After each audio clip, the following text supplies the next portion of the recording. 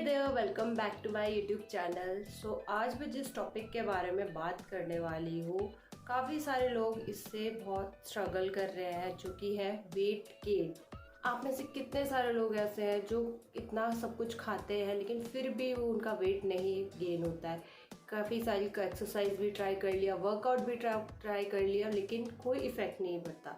पर सबसे पहले वेट गेन करने के मेथड्स को छोड़ के पहले हम जानते हैं वेट गेन हम इजीली क्यों नहीं कर पाते। सबसे मेन रीज़न जो होता है जिसकी वजह से हम वेट गेन नहीं कर पाते वो है हमारा हाई मेटाबॉलिज्म, हमारी बिजी लाइफस्टाइल और कई सारे हमारे एक्सटर्नल। वैसे कई लोगों को ऐसा लगता है कि वेट गेन करने का मतलब है कि हम जो चाहे जब चाहे कभी भी हम उसे खा ले तो उसकी वजह से हमें वेट गेन हो जाएगा, लेकिन नहीं।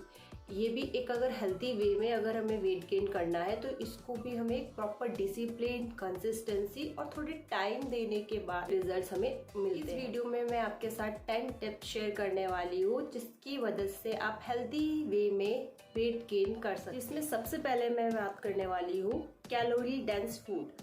अगर आपको वेट गेन करना है तो अपनी डाइट में जिसमें ज़्यादा कैलोरीज होती है वो चीज़ें आपको इंक्लूड करनी है, जैसे नट्स हो गए, ड्राई फ्रूट्स हो गए, या जिससे आपको ज़्यादा कैलोरी मिलती है। जो हेल्थी ऑप्शन है उसे ही आप इंक्लूड कीजिए। लाइक एडिशनल जो बाहर के पैकेज फूड जो आते हैं उसको आप अवॉइड ही कीजिए कैलोरीज के लिए। एक सेकेंड टिप मैं जो आपको बताने जा रही हूँ, ईट फ्रीक्वेंट।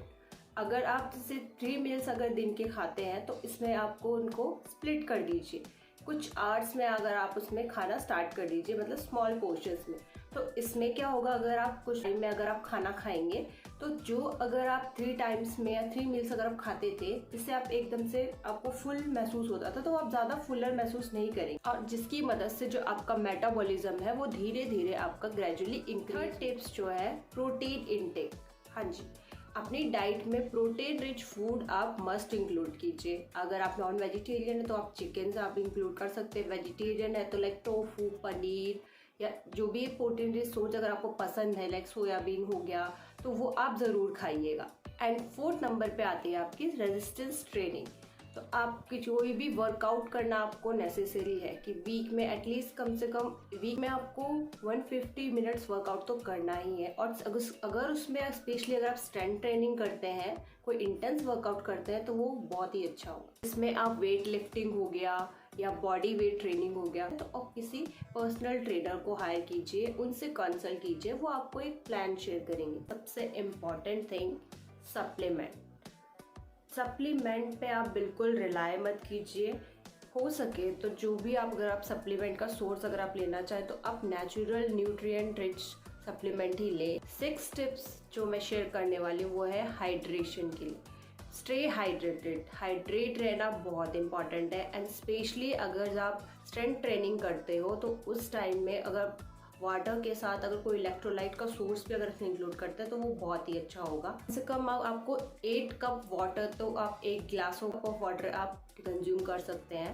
ना भी अगर आप हाइड्रेशन मेंटेन रखते हैं तो उससे भी आपकी बॉडी पे काफ़ी इफेक्ट आएगा। एंड देन नेक्स्ट आता है गेट इनफ स्लीप।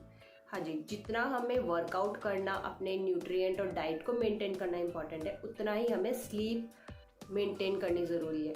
तो ट्राई करें मिनिमम 7 to 9 आवर्स तो आपकी स्लीप हो, कंप्लीट एडुकेट स्लीप। एंड हाँ, एक कंसिस्टेंस आपका स्लीप शेड्यूल हो। अगर एक शेड्यूल अगर आपका बनता है स्लीप का, तो एक स्लीप साइकिल से हमारी बॉडी भी उससे अवेयर हो जाती है। अगर हम एक कंसिस्टेंट स्लीप रूटीन बनाते हैं और स्लीप साइकिल रखते हैं तो उससे हमारी जो मसल्स रिकवरी और हमारी बॉडी जो है वो इजीली उसमें वर्क करती है और बहुत अच्छे से इसमें रिजल्ट्स आते हैं। 8 नंबर पे जो सबसे इम्पॉर्टेंट और सबसे जो मेन टिप्स है जो कि सबसे ज़्यादा ज़रूरी है इसमें ध्यान रखने वाली, वो है अपना पेशेंस हमें मेंटेन करना है। जो भी काम हम स्टार्ट करते हैं हमें उनके रिजल्ट्स की बहुत जल्दी नीड चाहिए होती है कि हमें अभी जल्द से जल्द जितना जल्दी मिल जाए उतना अच्छा।